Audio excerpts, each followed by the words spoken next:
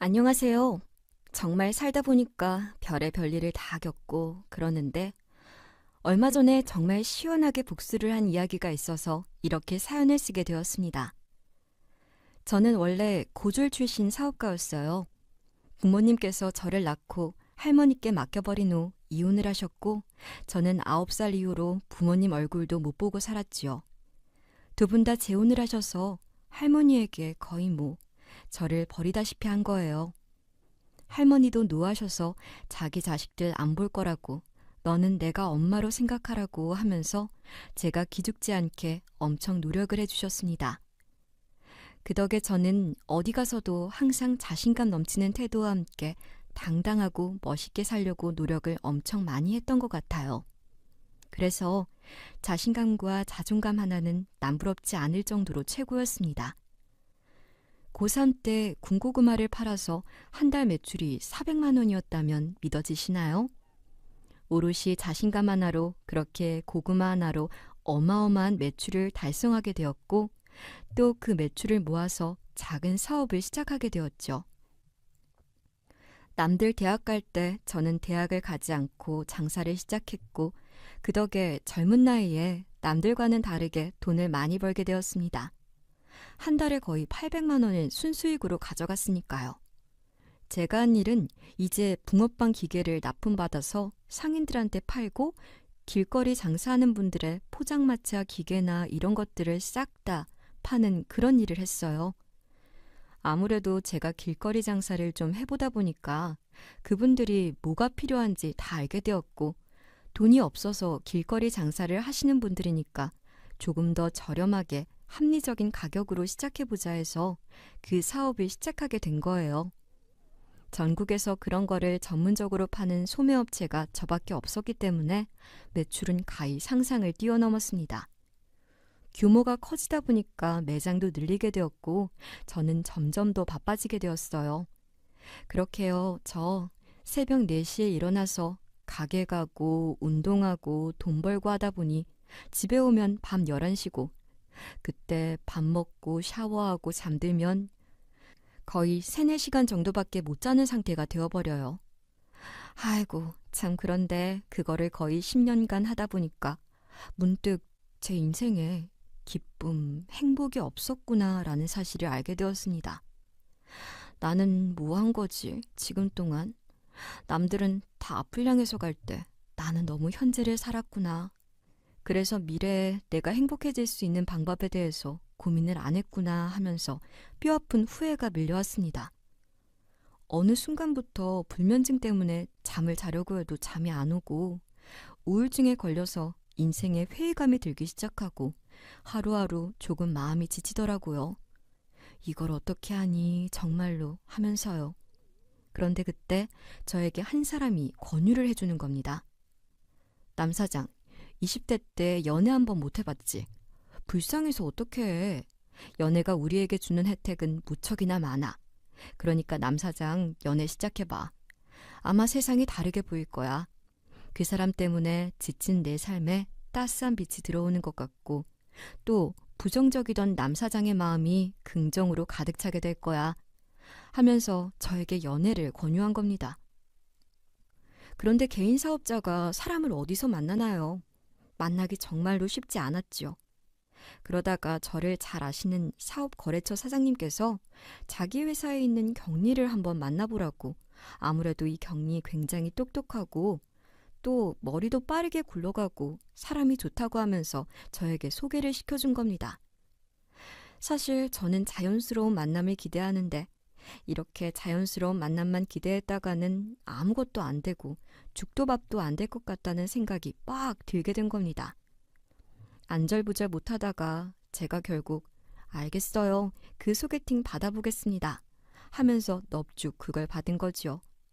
생애 첫 소개팅을 나가는 날은 제가 사업 시작을 할 때보다 더 떨렸어요. 아무래도 오랜 시간 동안 여자랑 말을 안 하다 보니까 어색하더라고요. 그런데 소개팅 장소에 나간 순간 저는 그 여자의 얼굴을 보자마자 뒤에서 후광 같은 게 비춰지는 것을 알게 되었습니다. 정말 너무나도 아름다웠고 예뻐 보였어요. 그 여자의 얼굴이요. 아니, 어떻게 이렇게 아름다운 여자가 내 앞에 있는 거지? 정말로 너무 이쁘다. 하면서 입을 떡 벌리고 저는 첫눈에 반하게 되었습니다. 여자 앞에서 소극적이고 자신감이 없었던 제가 그 여자를 쟁취하기 위해서 안 해본 것이 없을 정도로 굉장히 헌신적으로 그 여자에게 저에 대한 어필을 했어요. 이 여자를 놓치면 나는 앞으로도 아무도 만날 수 없을 것 같고 평생 혼자 살다가 외롭게 삶을 마감할 것 같았거든요. 그리고 말을 해보니까 심성도 착한 것 같고 똑똑한 것 같고 해서 절대로 놓치고 싶지 않았습니다.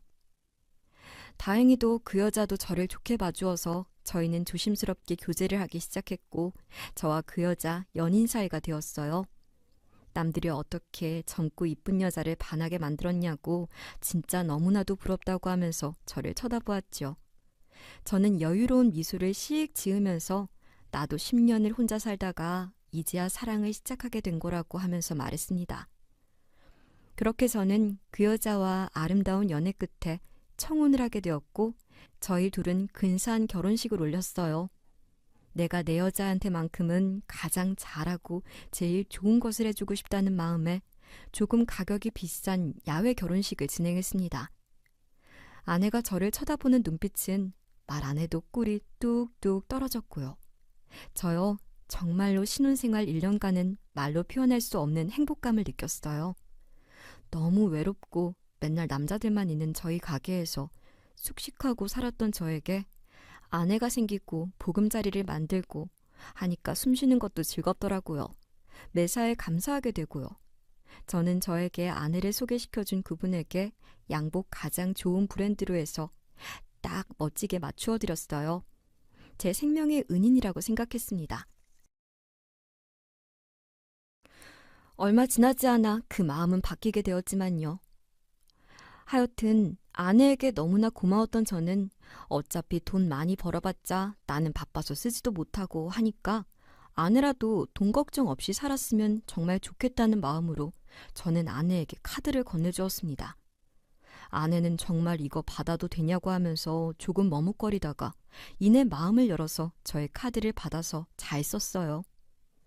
아내가 제 카드를 잘 써주니까 저는 또 그거대로 자극이 되어서 내가 더 열심히 살아서 돈 많이 벌어야겠다 싶었던 거죠.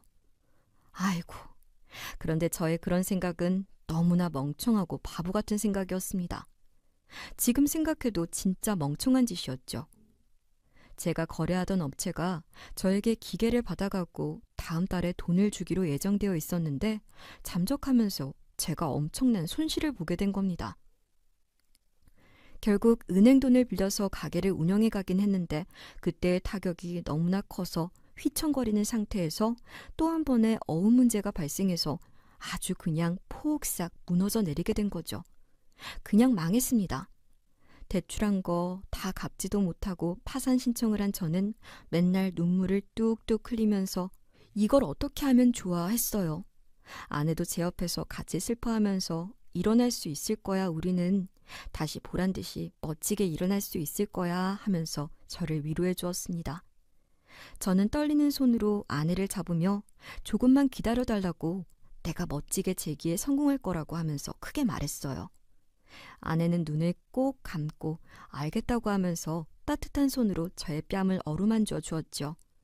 그런 아내를 위해서라도 내가 절대로 포기하지 않고 열심히 살아야겠다 마음먹었습니다. 그렇게 다시 사업을 준비하려고 열심히 막노동하고 돈을 모으고 있을 때 저 정말 상상하기 힘든 일을 겪고야 만 거였어요. 제 지인 중에 한 놈이 갑자기 저에게 문자를 하나 보내는 겁니다.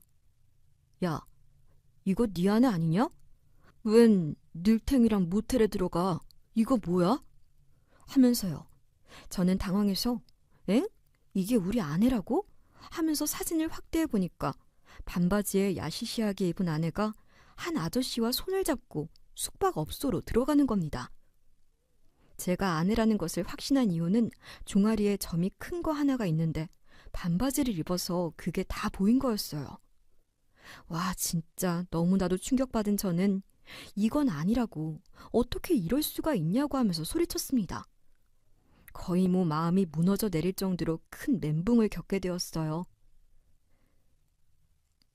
일하다가 말고 저는 집으로 가게 되었고 거기서 미친 사람처럼 멍하니 소파에 누워 있었습니다. 내 인생의 목표가 사라진 기분이었어요. 나 왜 사는 거지? 내 인생은 왜 이렇게 구렁텅이에 빠지게 된 거지? 하면서요. 손이 떨리고 너무나 억울하고 심장이 갑갑하더라고요. 진짜 속상하기도 했고요. 아내가 뒤늦게 밤에 들어왔을 때 저는 아무 말도 하지 않았습니다. 그리고 아내가 잠에 들 때까지 기다린 후 자고 있는 아내의 손을 이용해서 아내 핸드폰 지문을 열어버리고 그 안에 있는 대화 메신저 내용을 보았어요. 알고 보니까 아내는 스폰을 받고 있었던 거였어요. 제 앞에선 순수하고 착한 척을 하더니 뒤에서는 돈맛에 들어서 이 남자 저 남자 가리지 않고 만나고 있더라고요. 그리고 웃긴 거는 저를 만나기 전부터 격리일과 함께 이렇게 부업을 즐기고 있었던 겁니다. 그걸로 자기가 사고 싶은 물건들 다 사고 사치 부리고 한 거였어요. 저 얼마나 충격이었는지 몰라요. 아니, 진짜로 이게 사실인가?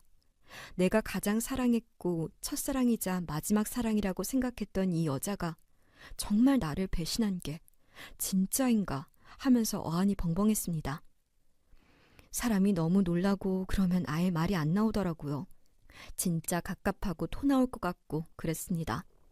저는 결국 이혼을 결심했어요. 한 번 신뢰가 깨진 여자랑 더 이상 못 살겠다 하고 그 불륜의 증거들을 다 저의 핸드폰으로 보냈습니다. 아내는 한 중견기업 사장이랑 만나고 있었고 그 사장은 자기한테 오면 자기 재산 다 내 거라고 하면서 아내를 살살 구슬리고 있었어요.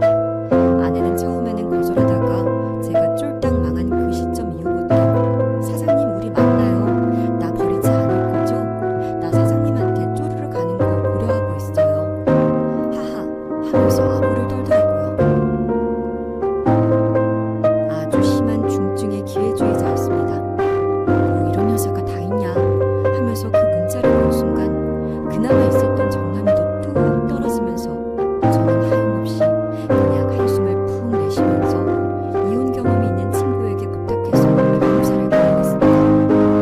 그 변호사는 이 정도 정도면 무리 없이 이혼 소송에서 승소할 수 있을 거라고 다른 거는 다 걱정하지 말고 저희가 알아서 할 테니까 당사자분 마음 챙기는 거에만 집중하라고 저에게 말하더라고요. 저는 고마웠죠.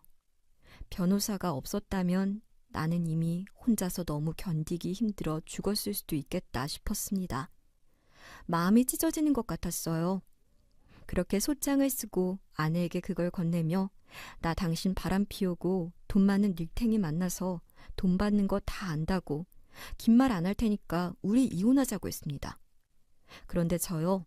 제가 그렇게 말하면 최소한 아내가 정말 미안하다고 그러려고 그런 게 아니라고 당신한테 씻을 수 없는 상처를 주어서 나 죄책감이 너무 심하다고 그렇게 말할 줄 알았습니다. 그런데 그녀 정말 적반하장이더라고요. 어이가 없었습니다. 막 소리를 지르면서 당신 내 핸드폰 봤어? 미친 거야? 왜 남의 핸드폰을 허락도 없이 보고 난리야?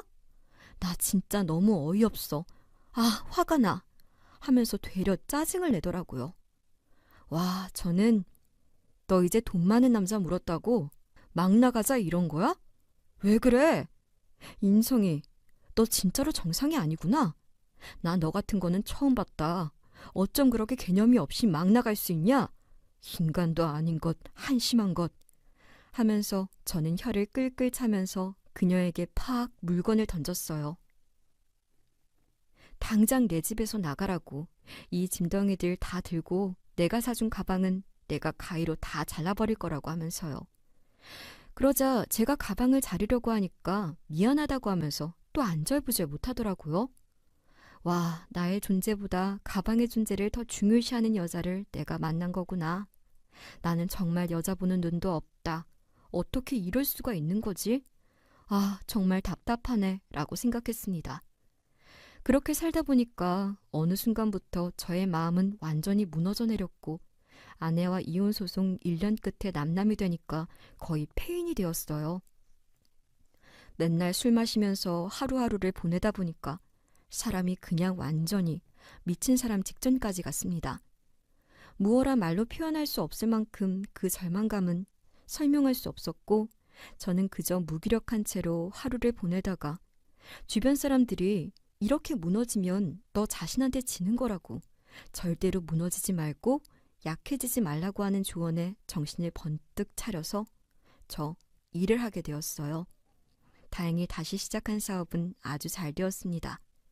종목을 바꾸어서 자전거를 파는 일을 했고 그때 마침 정부에서 자전거 도로를 확대하겠다, 낙동강까지 이어지게 하겠다, 뭐 이런 발표를 해서 자전거 수요가 엄청났습니다. 그리고 서울시랑 공유 물건업체에서 자전거 공유제를 확대하겠다고 해서 저에게도 문의가 들어오고 소위 물이 들어오게 된 겁니다. 저는 그때 열심히 노를 젓게 되었고 다행히도 꽤나 큰 성공을 이룰 수 있게 되었어요. 전에 진행한 사업에서 생긴 빚을 전부 다 갚을 수 있게 되었고 엄청나게 기뻤어요.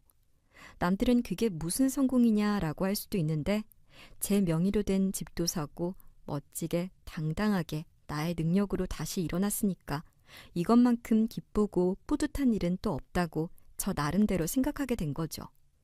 그렇게 다시 한번 사업을 통해서 저는 재기를 하게 되었고 그 과정에서 제 동업자의 여동생과 함께 눈이 맞아서 연애를 하게 되었어요.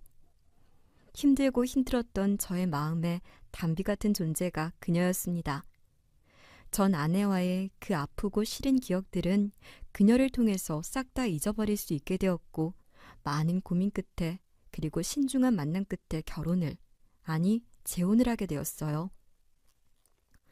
2번 하는 결혼이니까 다른 사람들한테 떠벌리고 싶지 않아서 조용히 재혼식은 생략한 채 혼인신고만 했죠. 대신 거래처 사람들의 많은 축하를 받았습니다.